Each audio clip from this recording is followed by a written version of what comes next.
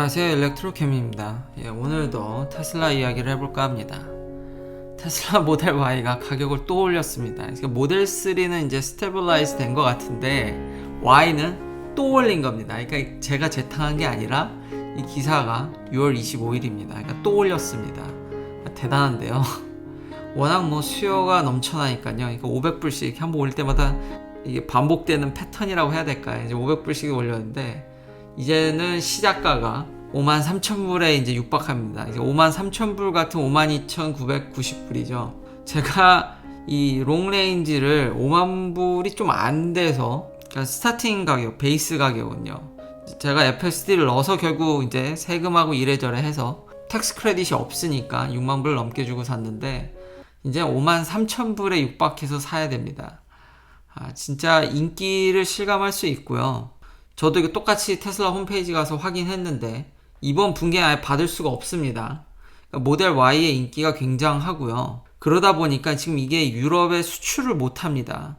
지금 미국 내에서도 인기가 폭발을 해가지고 지금 그래서 유럽에 지금 물량을 못 내기 때문에 지금 유럽 5월달 수치도 나왔는데 모델 3가 1등이죠. 근데 이제 이 의견을 얘기하면 폭스바겐 ID3랑 ID4 합치거나 현대 기아차 합치면 테슬라보다도 더 많은데 거기 모델 Y가 없어서 그런 겁니다. 지금 모델 Y는 없어서 전 세계적으로 난리여서 그 인기를 실감할 수 있고 지금 테슬라가 이렇게 가격을 계속 올려도 지금 몇 번을 올렸는데도 계속 사람들이 사려고 한다라는 거죠. 그만큼 상품성이 높다라고 얘기할 수 있을 것 같습니다.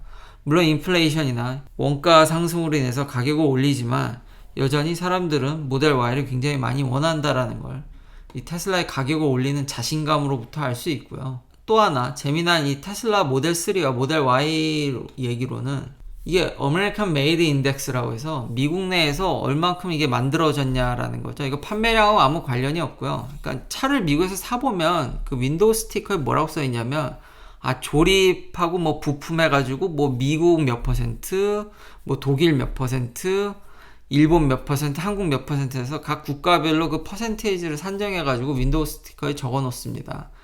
제가 그 벤츠나 독일 차를 이렇게 사봐도 100% 독일 이렇지 않습니다. 제 기억에 BMW 5 시리즈 같은 경우는 이건데 꼭 같은 게 아닙니다. 모델별로 당연히 이게 다 다르고요. 종류별로 다 다르고, 왜냐면 SUV 같은 경우는 BMW X5 같은 경우도 미국에서 생산을 하기 때문에 모델별 각각 그 세분화된 것 이게 다 다르긴 한데 독일 차도 50% 60% 정도만 독일에서 만드는 걸로 알고 있습니다. 대체적으로요. 근데 X5 제외하고 미국 생산하는 건 완전히 다른 얘기죠.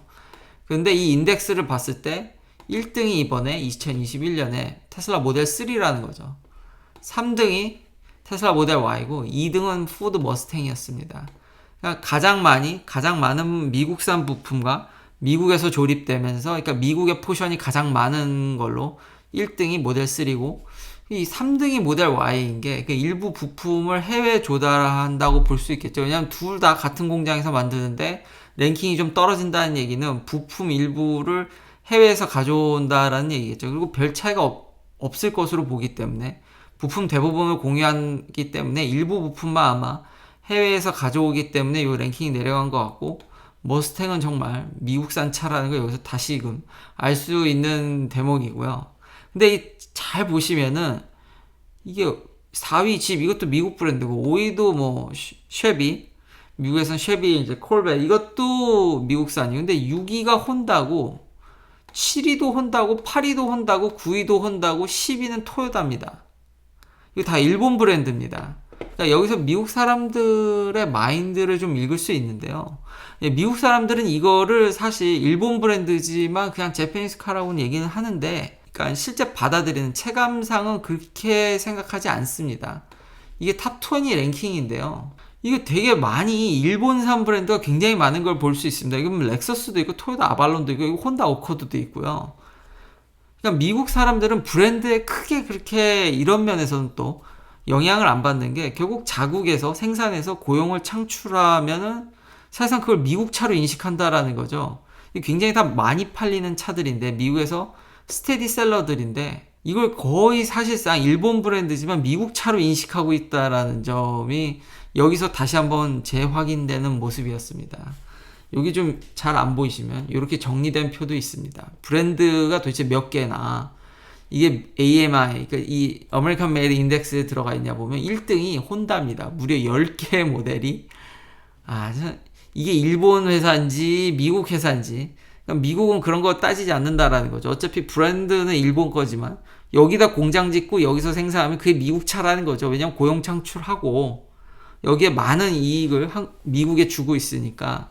심지어 일본산 브랜드보다 이 미국 브랜드가 더 뒤처집니다. 그러니까 포드 같은 경우는 이런 걸 얘기할 수 있겠죠. 마기를 얘기할 수 있겠죠. 전기차 마기. 그 멕시코 공장에서 생산하죠. 그리고 배터리는 그게 미국제가 아니죠.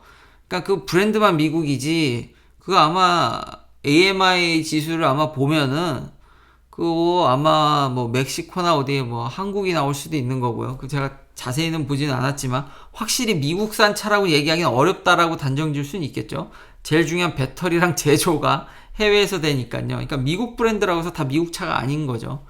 심지어 이렇게 일본 브랜드가 일이 많이 차지하고 있다라는 게. 그 다음에 여기 닛산도 있습니다. 그러니까 일본 브랜드가 그냥 미국 현지화를 굉장히 잘했다고 할 수 있겠죠. 여기 현대가 없습니다. 여기 기아가 3개 있고요. 그러니까 현대 기아차가 미국에 공장이 있지만 뭐 부품을 한국에서 가져올 수도 있는 거고요. 그러면 이 AMI 주시가 떨어지겠죠. 그러니까 이렇듯 좀 일본 회사지만 한편으로는 사실상 브랜드만 일본이지 미국산 차라고도 보여질 수 있다라는 걸 정리하면 결론으로도 얘기할 수 있겠네요. 이런 게 좀 재밌었죠. 여튼 테슬라는 모델이 별로 없지만 이 단일 모델로는 1등, 3등이 테슬라라는 점, 그러니까 진정한 미국 브랜드죠. 또 한편으로 이걸 보면은 바이든 정부가 이렇게 미국에서 생산하고 미국산 부품을 정말 많이 써주는 테슬라를 한편으로는 밀어줘야 되는 거 아닌가. 최근 행보가 어제도 얘기했지만 좀 아쉬운 면이 있죠. 자기 노조의 그런 표 때문에 이거를 견제하는데 이런 경제적인 또 측면을 보면, 그러니까 오도 가도 못하고 아무것도 못하겠죠. 손을 대자니 테슬라를 밀어주는 것 같고 노조의 신경이 쓰이고, 안 밀어주자니 참 친환경적인 이게 애매하니까 그냥 아무것도 안 하게 될 것 같은, 어제와 똑같은 결론이네요. 여튼 결론은 일본의 탈을 쓴 미국산 차들이다. 저는 그런 면을 더 강조하고 싶고요. 자, 오늘의 메인 뉴스인 테슬라의 이제 AI FSD, 요게 좀 궁금해서 짐 켈러가 지금 뭘 하고 있나를 제가 좀 찾아봤거든요. 그러니까 일론 머스크가 트윗으로 다음 주에 구독 서비스를 할 수도 있겠다라는, 근데 이제 뭐 아시는 분은 아시겠죠. 이거 가능성이 있을까? 왜냐면 매번 말을 이렇게 하고 미룬 게 너무 많죠. 그래서 이 미룬 그 제가 스케줄이나 어떻게 미뤄왔는지에 대한 그런 업데이트도 과거 영상에서 했는데 상세히 이렇게 얘기했는데 뭐가 안 되고 뭐 미뤄지고 뭐 지금 뭐 알파 9을 한다는데 이게 굉장히 어떤 큰 이슈를 이제 해결하면 이제 베타 9은 이제 뿌리고 뭐 다음 주에 구독도 같이 뭐 할 듯 보이는데 좀 믿음이 좀 안 가죠. 그리고 제가 지난번에 이런 테슬라의 자율주행의 방향성이 정해졌다고 했는데, 정리하면 결국 많은 데이터로 슈퍼컴퓨터를 돌려서, 왜냐면 항상 이 머신러닝이나 AI 쪽에서는 뭐 컴퓨테이션 파워 아니면 데이터 양, 데이터 퀄리티 요 3개니까 뭐 퀄리티는 이미 한계에 도달했고 양으로 때려 붓고 그거를 그냥 엄청난 컴퓨테이션 파워로, 솔직히 저는 개인적으로 솔직하게 그냥 있는 그대로를 얘기하면 이런 말이 좀 더 적합할 것 같은데 약간 좀 무식하지 않나. 너무 제가 기대했던 좀 가이드는 좀 더 효율성이었거든요. 그래서 짐 켈러가 뭘 하나를 이제 찾아보게 된 겁니다. 이제 과거에 테슬라의 지금 그런 자율주행이나 그 칩, 특히 그 자율주행 쪽 하드웨어를 많이 담당하셨던 분인데, 굉장히 이런 세미컨덕터 인더스트리에서는 굉장히 스타급 엔지니어입니다. 지금은 좀 소프트웨어적인 측면, 머신러닝 측면이 더 커졌는데, 짐 켈러가 지금 뭘 하고 있냐면 텐스토렌트라는 스타트업의 CTO로 가 있습니다. 이거 그리고 본인이 투자한 회사더라고요.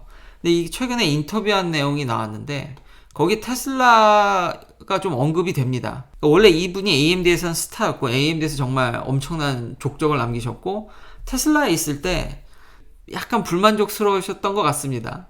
뭐 잡에 대해서 불만족스럽다는 게 아니라 테슬라에 있었던 게 막 다 불만족스럽다는 게 아니라 테슬라에 있었을 때는 이제 The odd collection of odd idea라는 거죠. 그러니까 칩에 대해서 아직 완벽한 이해가 없이 그러니까 대충 아는 정도로 이제 짐 켈러한테 많은 걸 요구했던 것 같습니다. 근데 이제 텐스토렌트 같이 이제 CEO를 하고 있는 루비사라고 해야 되나요? 발음 틀릴 수 있습니다. 근데 이분은 이제 GPU를 이제 설계를 했고 칩이 어떻게 되는지 정확히 알고 있고 현재 이제 머신러닝이 GPU 베이스로 되어 있죠. 이 텐스토렌트가 뭘 하냐는 거냐면 이 칩 아키텍처, 그러니까 우리가 현재 쓰고 있는 GPU도 역시 조금 무식한 방법이죠. 그러니까 이 칩 아키텍처를 좀 더 효율적으로 설계를 해서 다가오는 AI 시대에 맞게 우리가 기존에 있는 이런 아키텍처를 좀 더 효율적으로 구성할 수 없겠냐. 그거를 이제 연구하는 스타트업입니다. 좀 더 나은 칩이죠. 그래서 이게 처음 시작했을 때 FPGA라든지 이제 프로그래머를 할 수 있는 그 칩 얘기가 나온다든지 이런 것들이 나오거든요. 이 처음 CEO가 그리고 베이스먼트에서 했다. 그런 것들을 이제 FPGA 통해서 이제 프로토타입을 이제 짐 켈러한테 보여주면서 짐 켈러가 마음에 들어가지고 여기에 이제 투자도 하고 CTO가 된 거죠. 그러니까 이분은 뭐 돈 욕심에 이걸 하겠습니까? 어떤 영향을 미치고 이 업계에 큰 영향을 미치고 싶어 하시는 분인 것 같은데 지금 이런 앞으로 다가올 AI 시대에 이렇게 우리가 비효율적인 칩을 계속 써야겠냐? 좀 더 이 아키텍처를 효율적으로 가져가면은 우리가 더 나은 이제 AI 시대를 맞을 수 있는데 이런 거를 이제 하려는 사람들을 찾다가 이런 스타트업과 이제 뜻이 맞아서 이걸 하게 되는 거죠. 그래서 이렇게 아키텍처가 변화해 가고 있고 좀 더 AI에 이제 더 적합한 칩이 나올 수 있다라는 얘기입니다. 그리고 이제 웜홀이라고 얘기를 하는데 일종의 좀 더 AI에 맞는 설계도라고 해야겠죠.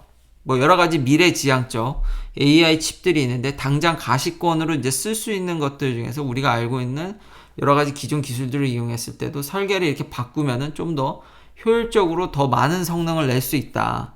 그러니까 제가 일부 아마 이런 면을 테슬라한테 기대하지 않았나.